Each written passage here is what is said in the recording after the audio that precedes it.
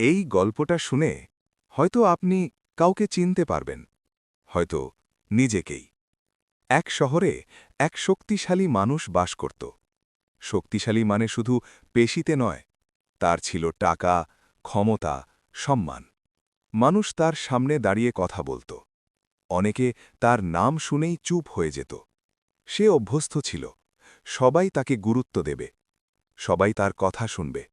কিন্তু তার ভেতরে ছিল একটি জিনিস, যেটা সে নিজেও গুরুত্ব দেয়নি: অহংকার।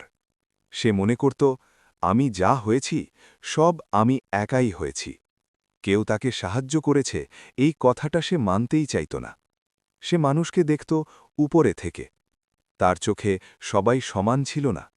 যার টাকা আছে সে মানুষ, যার নেই সে তেমন কিছু না। একদিন এক গরিব লোক তার কাছে এসে দাঁড়াল।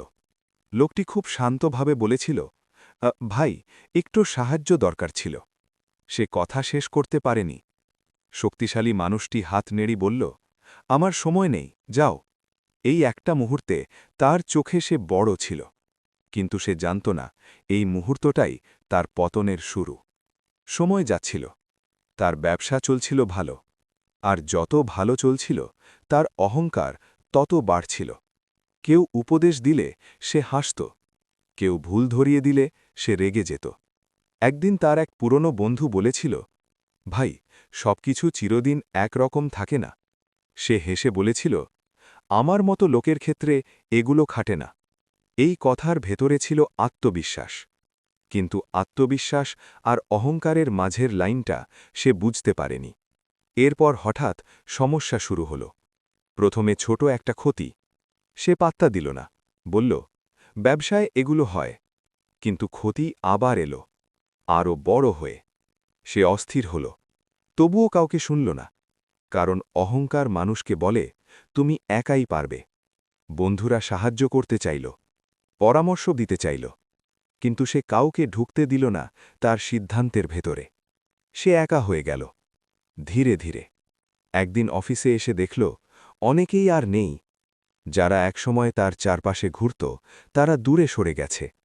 কারণ অহংকারী মানুষের পাশে কেউ থাকতে চায় না। তারপর এলো সেই দিনটা, একটি বড় সিদ্ধান্ত, একটি বড় চুক্তি।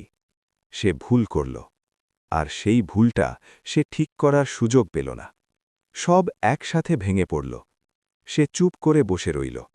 যে মানুষ একসময় সবাইকে ছোট করত, সে প্রথমবার নিজেকে খুব ছোট মনে করল। সেদিন রাতে সে একা বাড়ি ফিরল। বাড়িটা আগের মতোই বড় ছিল, কিন্তু ভেতরে কিছুই ছিল না। না হাসি, না কথা, শুধু নীরবতা। সে আয়নার সামনে দাঁড়াল। অনেক দিন পর নিজের দিকে তাকাল। চোখে ক্লান্তি, মুখে ভাঙন। সেই আয়নার সামনে দাঁড়িয়ে সে নিজেকে প্রশ্ন করল, আমি কোথায় ভুল করলাম? এই প্রশ্নের উত্তর সহজ ছিল না, কিন্তু সত্যটা তার চোখের সামনেই ছিল। তার পতন শুরু হয়েছিল সেদিনই, যেদিন সে ভেবেছিল সে সবার চেয়ে বড়, যেদিন সে কাউকে তুচ্ছ করে দেখেছিল, যেদিন সে ভাবেনি সবকিছু আল্লাহর